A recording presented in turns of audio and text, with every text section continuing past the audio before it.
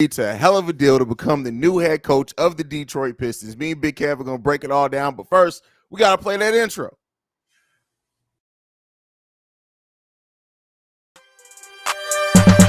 Welcome to the number one place for your daily basketball news and analysis, NBA Central.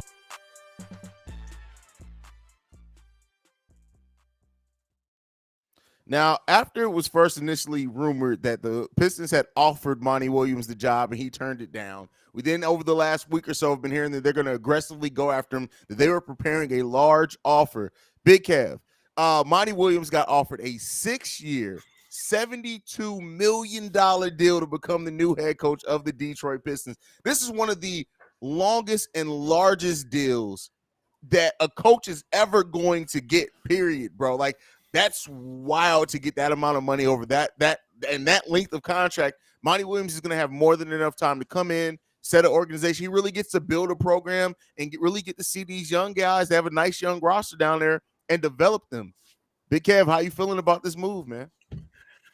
Man, first of all, Monty Williams, I in such a way, because even if you're tired of you after 3 years, which a lot of NBA teams are doing lately, you still getting that money. So I ain't mad at you. The Detroit Pistons got a lot of good young pieces out there too, man. A lot of good young pieces, and they still got what top 10 picks.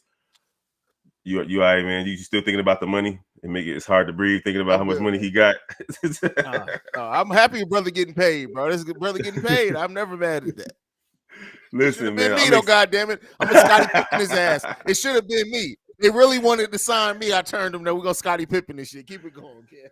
No, man, I love to see it, man. Like you got the pieces out there, and you got something to build on, and it's kind of similar to what Ime Udoka is going to go through in Houston with a lot of young lottery picks, and you can do what you do as a veteran coach.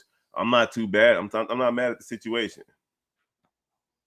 Yeah, I mean, you look at Monty Williams, and I think he became the scapegoat of what happened down there in Phoenix, because I was surprised when they fired him. I thought that he was going to get a chance, especially considering they added Kevin Durant mid season. But I like now he gets to come into a situation. He has the job security. He has a young roster that he's going to get to develop. He's going to get to develop a real program down there. That's something that a lot of coaches don't get a chance to get.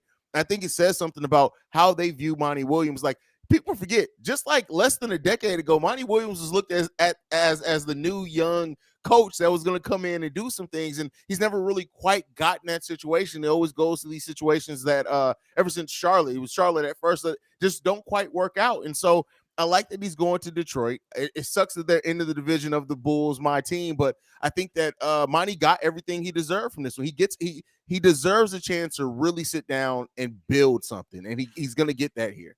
So I'm thinking, it was New Orleans though, right? They were the Hornets, but it was in New Orleans, if I'm not mistaken, right? Okay, was it still when they were the New Orleans Hornets then? I think it's been a minute, bro. It's all good. I think it was New Orleans, and then he transitioned to Phoenix, where he went in 309 games.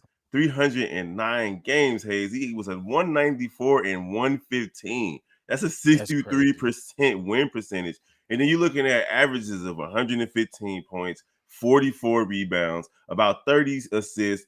His teams have achieved, super heights, and they were 2 games away from winning the everything. What was it, 2021? They were 2 games away from winning the whole thing. So I do feel like he was scapegoated, but that's just the new NBA. And then even with his playoff record overall, he was 27-19 with the Suns in his playoff record with those guys.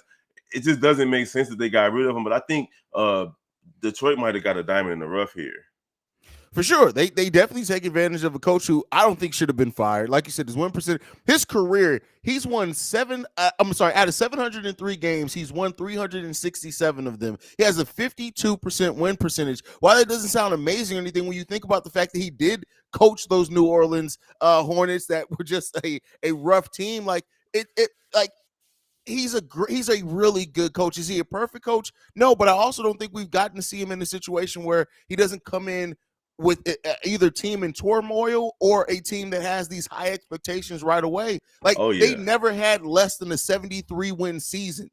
under him in Phoenix, bro. You fire a coach like a 51 win season. That's crazy, I was bro. about to say less. Wait a minute, he the I was about greatest to say, coach of yeah, all yeah. time. Yeah, looking at my numbers wrong on that one, but like it's No, crazy, bro. It's wild. ain't nothing wrong with that, man. Listen, man, Monty Williams. When you think about the things that he had to navigate in Phoenix, a CP3 that's always hurt, Devin Booker who was hurt throughout stretches, a non-aggressive big man who was the #1 overall pick and hasn't really done much. You get what I'm saying? Like, and DeAndre Ayton. So, and who actually tuned out Monty Williams. Like Monty Williams, is a That's great right. coach. And one of your major players was like, I ain't trying to hear what you got to say, fam. You know what I'm saying? So he couldn't motivate that guy. Now you're going over to the Detroit Pistons, where you got, I can't think of too many people's names right now because I haven't pulled up the roster. I'm sure you got it on one of them 17 screens you got over there, Hey, don't looking be like exposing how many screens I got over here. They ain't gotta know what I got it's back like here. it's like Minority Report. He's just, Hey, bro, listen, I gotta have a lot of screens, especially when I'm watching a bunch of games at one time, bro. This is the command center, bro. We I be in this love mud. it. I We love it. be But in this mud. I know that roster in Detroit is going to be something that he can work with, and hopefully those young legs are a little bit more stable than CP3s and KDs. Those knees Yeah, I out mean, you there. look at it. They got, of course, Killian Hayes down there, Jaden Ivey's there, James Wiseman, who may factor into the long term plans. He may end up being a trade chip at some point. But Jalen Duran, who they just drafted, Cade Cunningham, like they have a team of players that are just you see a little bit in everything. They got some older players down there now too. I'm going to ask you about that here in a second. But I really do like Detroit's roster, and like I said before, it sucks for me to say that because they're Detroit and they're in our division, but I I would like a never lot say of the that. young talent that they have, and it's going to take a coach like Monty Williams to really cultivate that and teach them how to play winning basketball. But I think, like you said, a diamond in the rough, a hell of a coach there. Now I'm going to ask you this: so there have been some talk. They traded for Bojan Bogdanovic. They ended up giving him an extension, but they seemed like they were shopping him at the trade deadline. Do you think now with the coach like Monty coming in? Do you think they may hold on to some of those veteran pieces, or do you think they're gonna jettison those off and go completely young? It depends on if they're trying to be competitive or if they're in complete rebuild mode. You get what I'm saying? Like, if they're trying to be competitive, they're gonna keep a couple of those veterans to try to win. Because look, you had a 44 win Miami Heat team make it to the finals. Obviously, you talked about this on Chicago Bulls Central. You can't let the parity confuse you as a franchise, right? But at the end of the day, look, anything can happen in today's NBA. And if you can get a team that can get 40 to 42 to 43 wins, you might have a situation where you want to hold on to some of them veterans. But if you're just completely in like, hold on, let's reset, get rid of some of these guys, I can see them getting rid of a Bogdanovic, depending on how they start the season next season. I don't think they're going to get rid of him in the offseason because they just gave him the extension.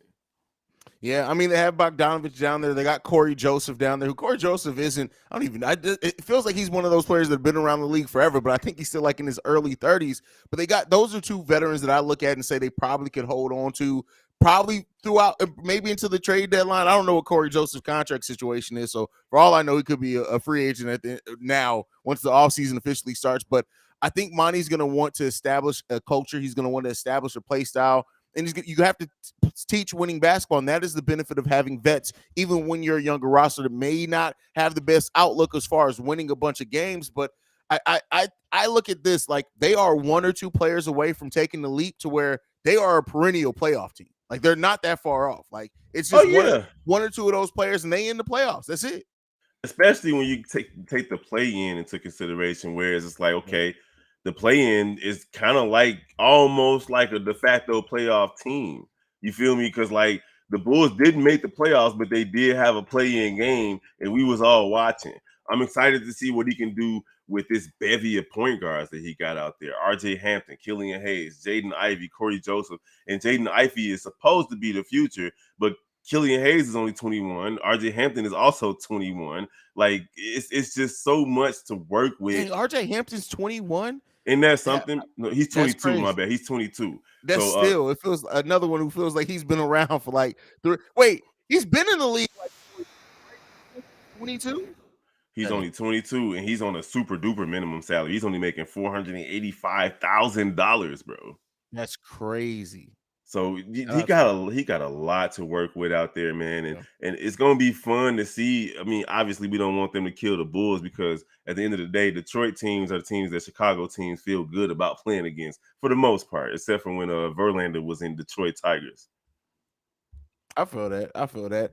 I mean, we'll end up seeing, man. We'll end up seeing. I like the pick. I like Monty a lot. I think he goes to this situation now. He's gonna have tons of security. Not have to worry about his job because I tell you what, people who don't know, when you fire a coach in the NBA, you still have to pay out their full contract for the length of time that they were going to be. So the fact that they gave him a 6-year deal tells me that he is there. No matter what happens, win, lose, or draw, he's there for at least 4 or 5 years. And I like him having that job security for sure and being able to really build that, cultivate that talent. You have some young guards down there. You got a young big in Jalen Duren, who I was super high on this draft. And yeah, his offensive upside maybe isn't the best, but he has the potential to be an amazing defender, rebounder, and shot blocker down there in Detroit, which they are familiar with having players that have that skill set. So I like that for the team. I like it for the coach. I like it for the players, and we just got to see if it ends up is going to turn into something. My question for you, Haize, is: hey, do they are there going to be free agents who are attracted to going to Detroit now because of Monty Williams? No. At least not right now, right? Maybe in a couple of years. First of all, you in a city like Detroit, that's the armpit of the Midwest. Oh, Secondly, man. you're a team that is not going to win a lot of games. I don't think they're going to be free agent destinations. Maybe for a veteran that is trying to prove that he can still play, maybe take a 1-year deal down there to get back into free agency, because they're going to have tons of, like, they have all those players. They still, I think, coming into the season, they're going to have about $40 million in cap space, and that's after the draft pick. So they also have the number 5 pick in this this upcoming draft. Do you see them maybe trying to move that pick to get more veteran presence over to Detroit? Or did they hold on to it and draft another young player? Because you got a lot of 21 to 25-year-olds on this roster. They do, but a lot of them are guards, bro. Like they got a bunch of guards and they got 2 young centers. I think that looking at what's going to be around there at number 5, I think that they can take that pick, because this is one of the Thompson twins. I think you add a athletic young wing to this team, that may be what they need, especially one that can doesn't have to start, probably play behind Bojan for a while. I think they go one of the Thompson twins, man. I can definitely see that, man. I know they're excited in Detroit right now, man. They got another Monty. They got a Monty from us, and then they got the Monty from Phoenix. Hey, listen, they can be real excited. They still live in Detroit. Detroit fans still live in Detroit, so. And they like their pizza in Detroit. I don't know what's wrong with them. Detroit pizza is fucking trash, bro. Like, have you ever heard anybody talk about Detroit pizza? Yeah, you remember Little Caesars actually made it. Like, they was like, oh, here go Detroit style pizza. It's Little Caesars. They just be trying to throw anything and stick to the damn wall, bro. The same motherfuckers who got a pretzel pizza. I ain't tripping off them, bro. Like, ain't nobody tripping off that shit. No, but all jokes aside, man. Hey, Detroit fans, I know you guys may be happy however many of you guys are out there. But overall, hey, there's another coach that gets added to the division after Adrian Griffin gets also added to the Central Division. And we still are holding on to Billy Donovan. So. Man, it is what it is, bro. That's all you can say with that. It is what it is, man. Big Kev, any thoughts left before we get up out of here, brother? No, man, I'm liking to see these teams really throwing the bag at coaches after we've seen the pendulum kind of shift over to players. Paid players getting all the money, this new CBA, and the way these coaches are coming in and trying to establish themselves. Let's see if coaches can kind of wrestle some of this away from the players. Not that I don't like it being a players league, because I do, because teams cut players, trade them, kick them off the team for whatever reason, so on and so forth. So I don't mind seeing a coach who's established himself as a marquee coach in this league getting that bag, just like players who establish themselves get that bag, and some established players some unestablished players get that bag. You feel me? So go ahead and get that money, my guy. Yeah, get your money, get your coin, $72 million. Shout out to Monty Williams on that. By the way, guys, I stream this also on Chicago Bulls Central just because I'm trying to get as much in here early from general NBA. Y'all go and subscribe to NBA Central, because once the finals ends, there's no more co-streaming with Chicago Bulls Central and NBA Central. You got to be subscribed to NBA Central for all the latest free agent signings, breakdowns, everything that isn't Bulls specific. But I'm trying player to player profiles, which I'm going to start. The first video on that drops tomorrow. I'm going to be going over all the Spurs draft picks. We already know they're getting win beyond the first, but then they got 2 second-round picks. So if you want all of that latest analysis, Kev's brings the prediction shows ahead of all playoff games as well. Make sure you guys go and subscribe over to NBA Central to get your general NBA content. But for Big Kev, I'm Haize. This has been NBA Central. We love you guys, man. Peace, y'all.